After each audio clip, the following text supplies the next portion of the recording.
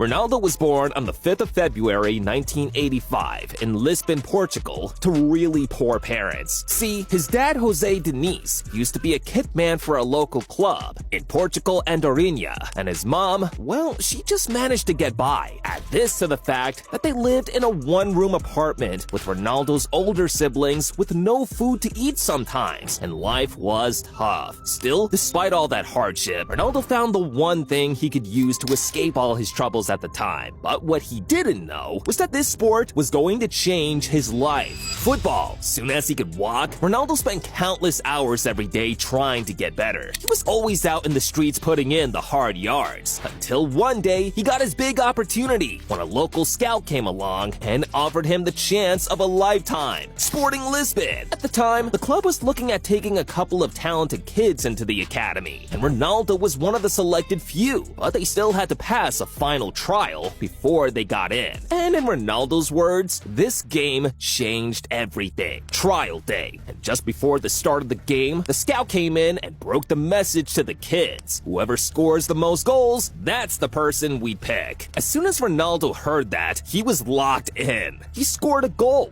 but another kid on his team, Albert Fantrau, had scored too. So coming into the final minutes of the game, Ronaldo and Albert were both through on goal when Albert went round the goalie, and instead of shooting into the empty goal, he decided to pass to Ronaldo instead. Ronaldo got the contract, and now he was at Sporting. It was time to show the world just how good he was. After bagging the first couple of goals for the senior team against Moreirense, after he put in a performance so crazy, he had the biggest club in England on speed dial trying to sign him. Sporting Lisbon versus Manchester United in a friendly game, and Ronaldo put in a masterclass performance. He had the entire United defense on strings, and by the end of the game, Sir Alex Ferguson had seen enough. So he rang up Ronaldo's agent, struck a deal, and days later, Ronaldo was off to Manchester United on a deal worth $19 million. At his new club, Ronaldo was tipped to be the next big thing. In fact, Sir Alex believed in him so much that when Ronaldo joined on jersey picking day and asked for the number 28 jersey, Sir Alex said no and gave him the club's most important shirt number. Yeah, the birth of CR7. But on the field, it didn't quite pan out the way he thought it would. Ronaldo got off to a slow start, and he even got labeled by some of his teammates as a kid who just loved dribbling too much. But to Ronaldo, this was more than anything he could ever ask for, because now he could afford to take his family off the streets and give them a place of their own. But just when things started to look up for Ronaldo, one phone call sent his entire world crashing down. His dad, Jose Diniz, fell sick. Now, Ronaldo's relationship with his dad was kinda complicated, because all those years growing up, he just wanted to get closer to his old man. But his dad was so sick and tired of not being able to provide for Ronaldo and the family that he started drinking, and now he developed liver issues. Quickly, Ronaldo asked for permission to leave the club so he could go see his dad, and as soon as he got to the hospital, Ronaldo made a promise to do everything he could to keep him alive. But in the end, it was too late, because days later, Jose Diniz was dead, and it shattered Ronaldo. But it was here that Ronaldo got his elite mentality. Because right after this incident, Ronaldo knew all he had left was his mom and siblings. They were family now, so he made another promise to become the best in the world just to see them happy. And 2 years later, Ronaldo fulfilled his promise on the biggest stage. That 2007-08 season was special for Ronaldo. He scored a record-high 31 goals in the league. Add that to being the Champions League top scorer and winning the competition too, and months later, Ronaldo was officially the best footballer on the planet.